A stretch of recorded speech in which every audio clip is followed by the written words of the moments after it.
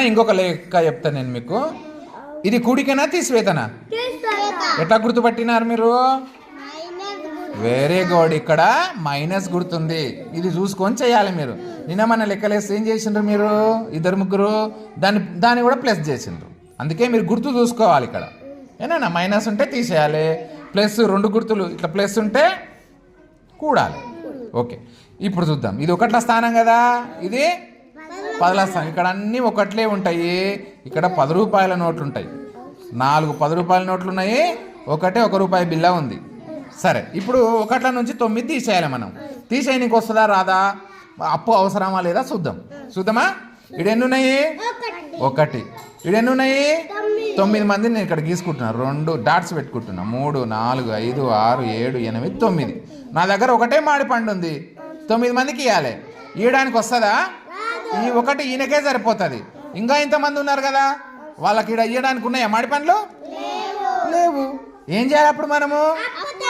అప్పు తెచ్చుకోవాలి. ఇక్కడ నుంచి ఇక్కడికి ఎంత వచ్చింది అప్పు? 10 వచ్చినప్పుడే 10 గీసుకోండి. ఒక్కొక్క డబ్బలు ఒకటే గీసుకోండి. 1 2 3 4 5 6 7 8 9 10 గీసుకున్నాం కదా. ఎంబడే ఒక 10 ఇక్కడ వచ్చింది కాబట్టి ఇక్కడ ఎన్ని 10లు ఉంటాయి ఇప్పుడు? 3. Very good.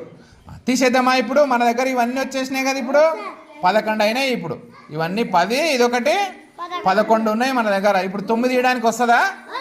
ఎవరిది వాళ్ళకి ఇచ్చేద్దాం. చూడండి, 1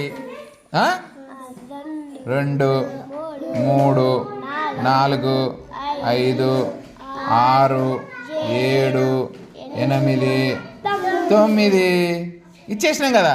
ఎన్ని మిగిలినాయో చూడండి. ఇగో 1, ఇంకేడ మిగిలింది? ఈడ మిగిలింది 2. ఇక్కడ 2 వేసేయండి. ఓకేనా? ఇప్పుడు చూడండి, ఇక్కడ పైన ఎంత ఉంది? 1 2 3. ఎన్ని తీసేయాలి? 1 తీసేద్దాం. ఎన్ని మిగిలినాయి? 1 2. అర్థమైందా? ఏనన్నా ఇంకా తప్పులు చేయొద్దు నాన్న.